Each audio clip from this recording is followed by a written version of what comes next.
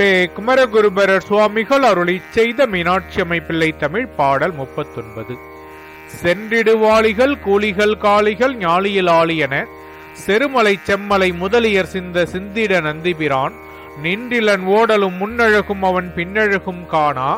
நிலவு விரிந்திரு குறுநகை கொண்டு நெடுங்கையிலை கிரியின் முன்றிலி நாடன் மறந்தமராடியோர் மூரிச் சிலை குனியா முறிபுருவச் சிலை கடைகுனிய சில முளரி கணைதொட்டு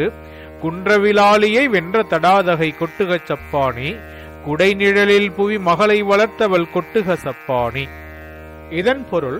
அம்மையாரால் செலுத்தப்பட்ட அம்புகள் பூதகணங்கள் காளிகள் நாய்மேல் ஏறி வந்த சிங்கம் என்று கூறும்படி போர் செய்யும் தலைவனாகிய வைரவக் கடவுள் முதலியவர்களும் சிதைந்து ஓடும்படி அவர்களின் வலிமையை தொலைத்தலால் நந்திபிரான் இல்லாமல் ஓடினான். அதனால் அவன் போரிட வந்தபோது கொண்ட முகமலர்ச்சியும் பின்பு புறங்காட்டி ஓடும்போது இருந்த உடல் தளர்வும் கண்டு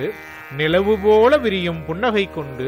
பெரிய கைலை மலையின் முற்றத்தில் விளையாடலை மறந்து போரிட்டு ஒரு வலிய வில்லை வளைத்து முறித்த புருவமாகிய வில்லை வளைத்து